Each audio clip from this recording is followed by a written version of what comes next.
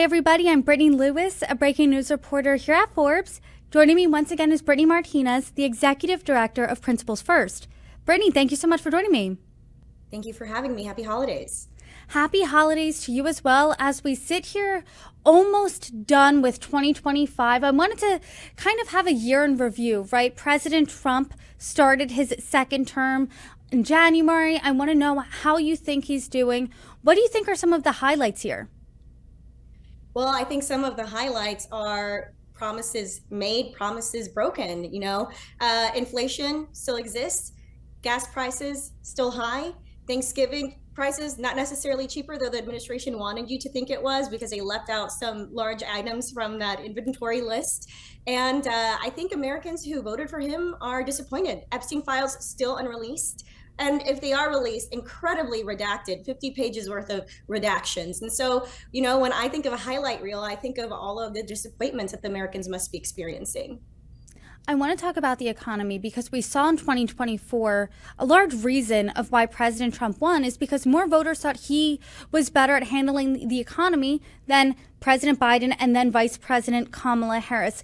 But now, at first, he was saying affordability is a hoax. It seems to be that he's changed his tune a little bit and told people to hold tight. But as we saw from the Biden administration, that didn't really work for them. I mean, what do you make of that messaging? It's really hard to tell Americans hold tight when you're a billionaire. It's really hard to listen to the president of the United States tell you when it's a holiday season, maybe only buy a couple of gifts for your kids, and that's really rich coming from someone who is literally rich. And I think Americans have reason to take pause with that and have concerns with that. Affordability is a real issue. I still hear Americans who say they're living paycheck to paycheck. And guess what?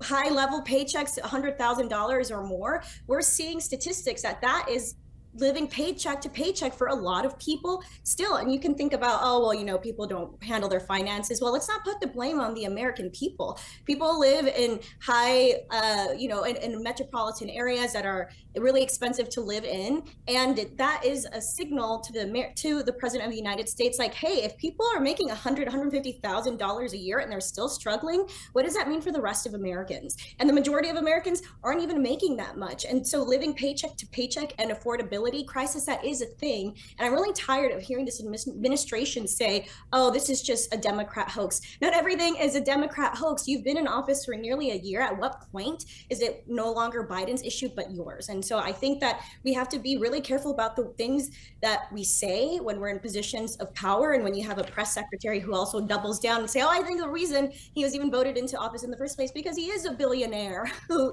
is a good businessman.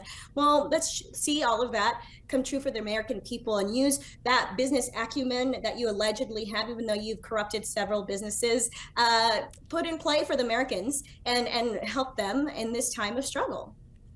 And I think that when the economy is good, right, everyone wants to take credit. Every president or the current president and even the past president would say something to the effect of, that's my economy, that's because of me. When people aren't feeling great about the economy, they want to distance themselves, right? And President Trump said something to the effect of, 11 months ago, I inherited a mess and I'm fixing it. I mean, at what point is it Trump's economy, do you think, in the eyes of the American people?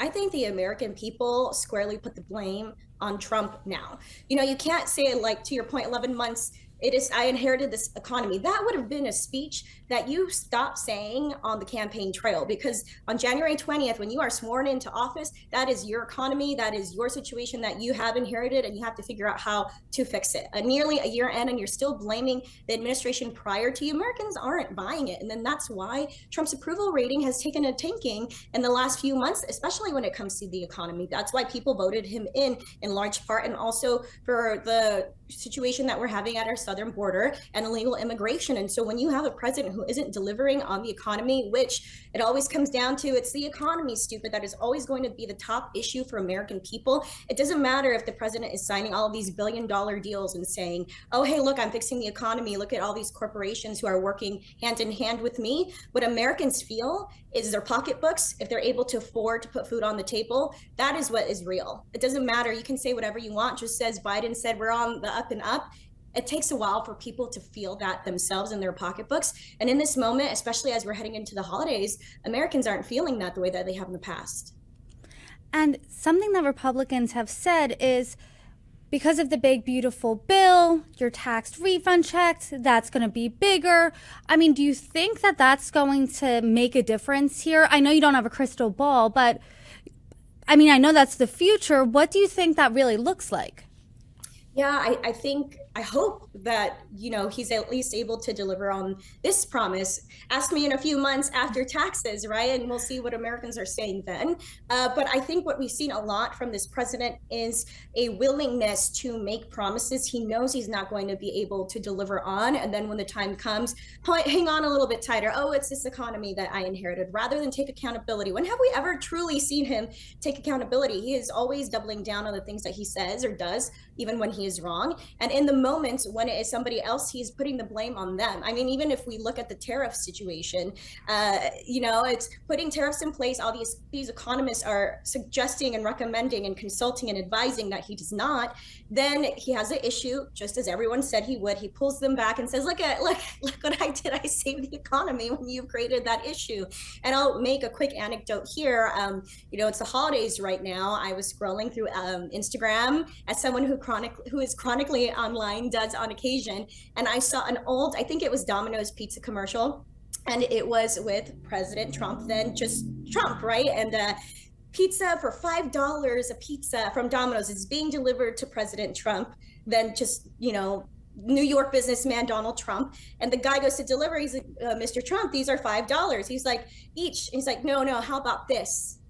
I'll give you $5 each for this pizza. And the pizza guy says, okay, great, that's wonderful. It's trying to take credit for something that wasn't even his idea in the first place. So we can look back decades and see that that's sort of always been there.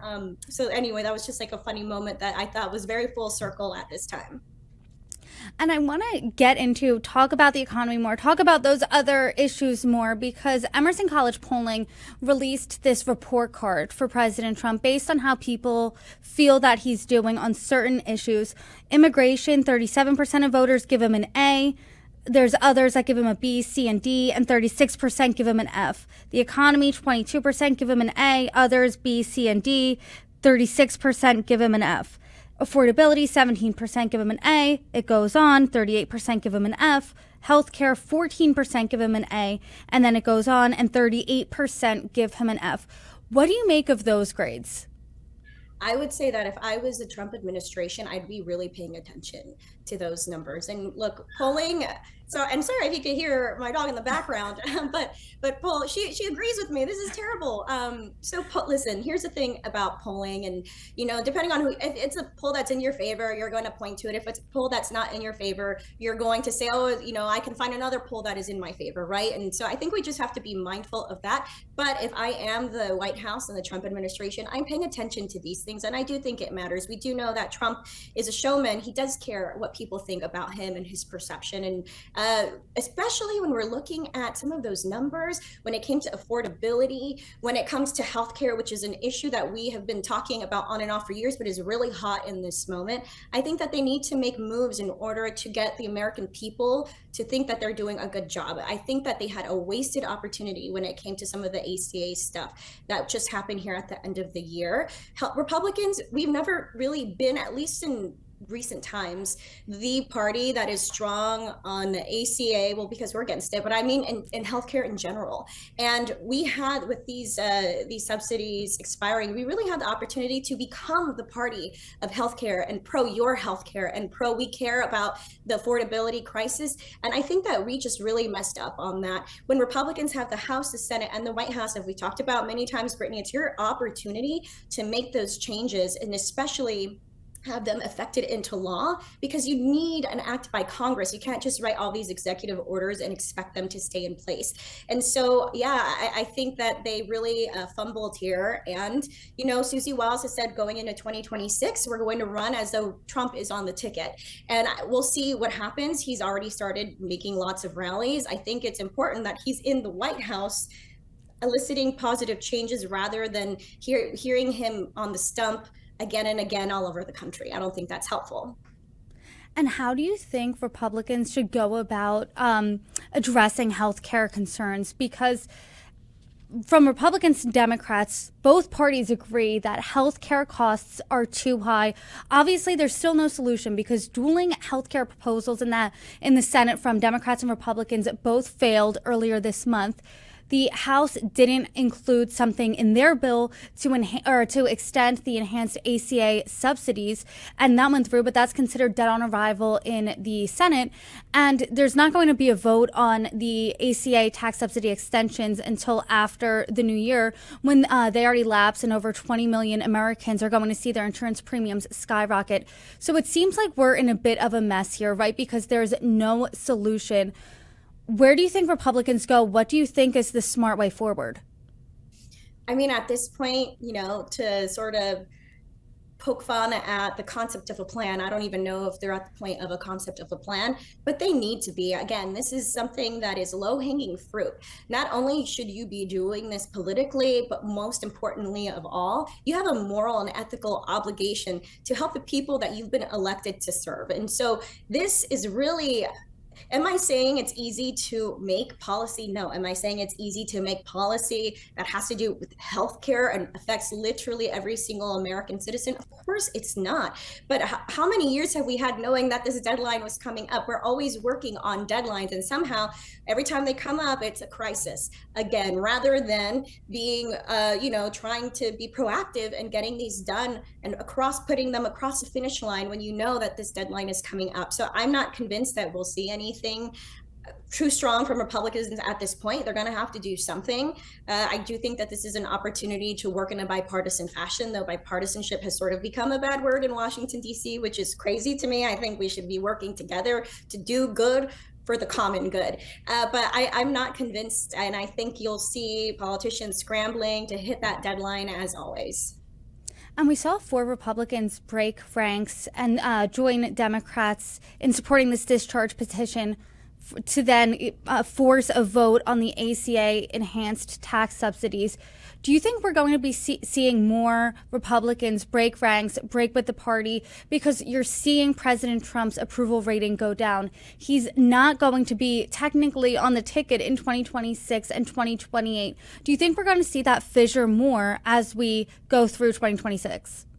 I do. And I think we are going to be seeing that also maybe from some of those Republicans who have decided not to seek re-election, like a Congressman Don Bacon. Not Thomas Massey is running again, but we've seen him be a defector many times this administration. And I think, it's sort of a trickling effect when you have one or two that gives leniency and provides a structure, a permission structure for other members to do the same thing. And you're right. I mean, they need to be focused on winning this upcoming midterm. And if Trump is not the president, if he is not providing the results American people are expecting, even if that is just a perception, and if he was, which I don't think he is, but even if he was, it is the perception here that matters the most. So I do think that you're going to see some Republicans continue to break ranks. And you have folks like Speaker Johnson, who, is saying, no, we do what the president wants. Senator Mark Wayne Mullen said he is the one who is the leader. And we're I think he might have used a football analogy, but I don't want to, hold myself to that. But I think he used a football analogy of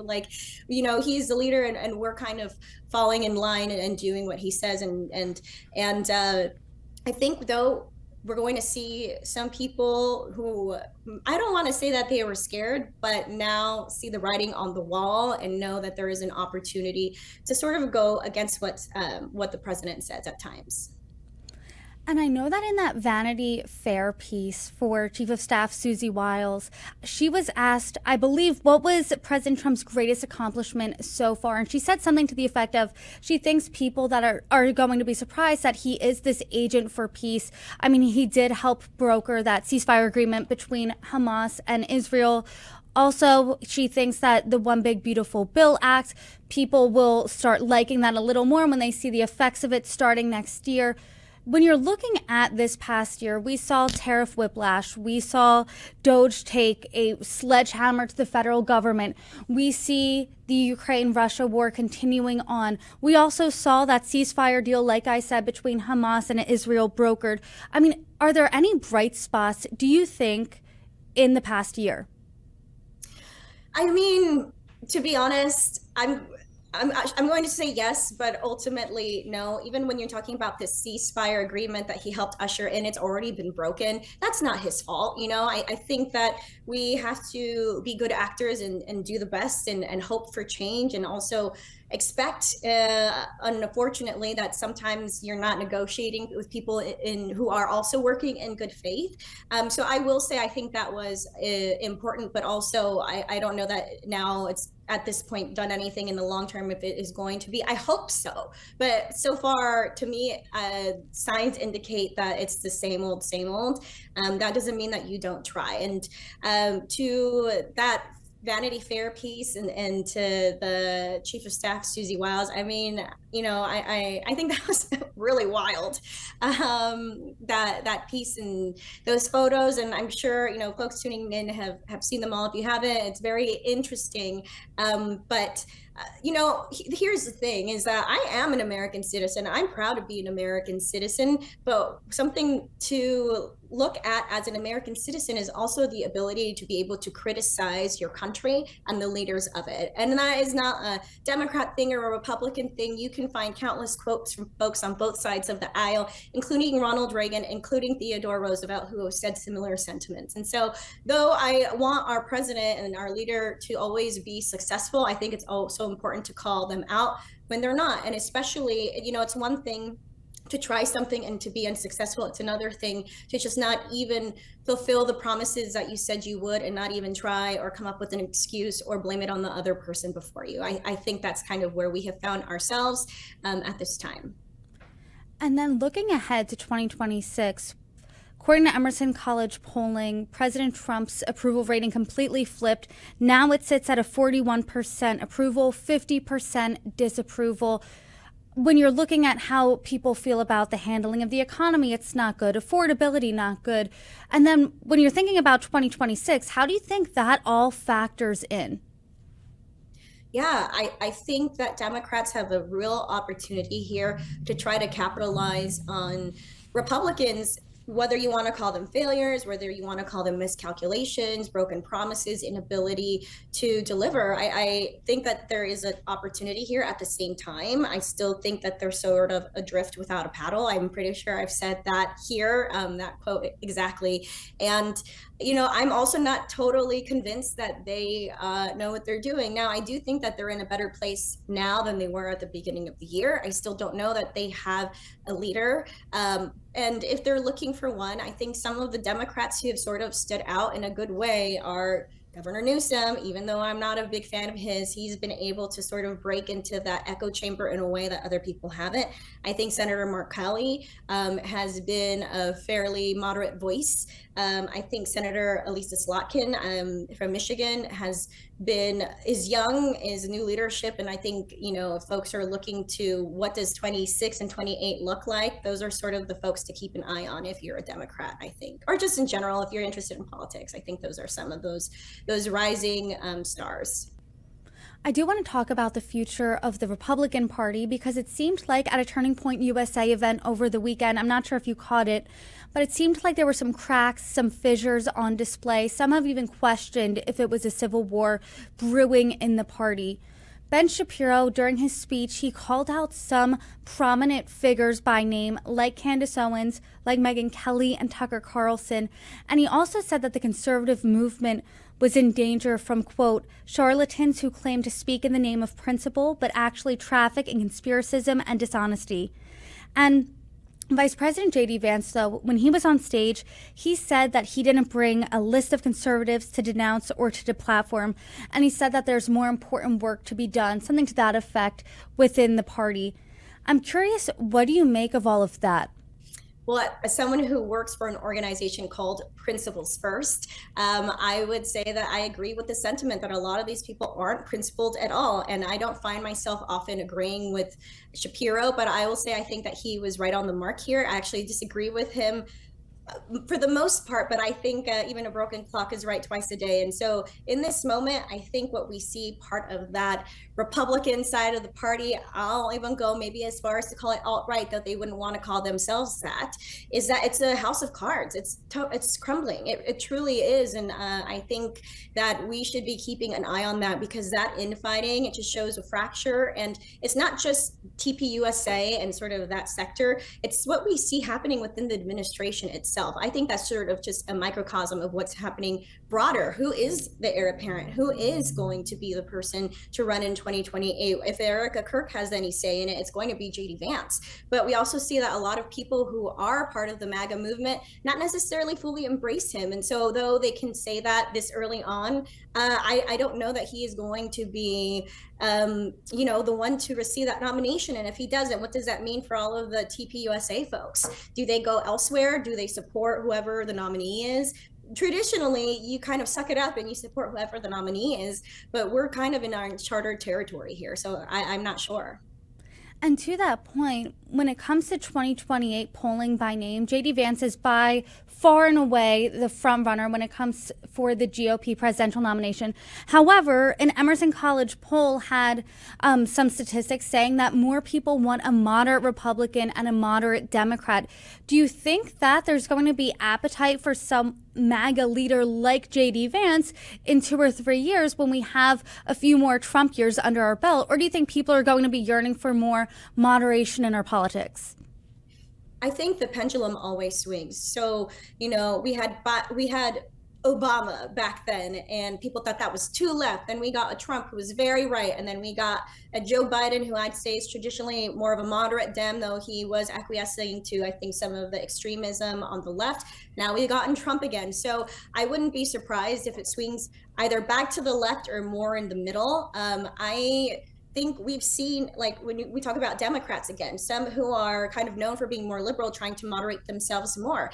And when it comes to whether it's a Democrat or a Republican, you don't really see that moderation as much until you've secured the nomination. And then you have to appeal not just to your voters, but to all voters. So I hope, because this is where I live, we have a more moderate government next time around. And that's also not just my opinion. You just share some statistics, and the truth of the matter is that more people live in the middle than we want to talk about, or that we talk about, but it's those extremes on either side who suck all the oxygen out of the room. And that's the people who are sexier to talk about than just people who want to get stuff done. Apparently that's not wanting to work together in a bipartisan fashion to get some legislation to help the American people. That's boring. But the infighting on either side, that's what people want to hear, unfortunately. Brittany, I always appreciate our conversations, and I'm looking forward to many more of them, hopefully in 2026. Thanks for coming on. Thanks for having me.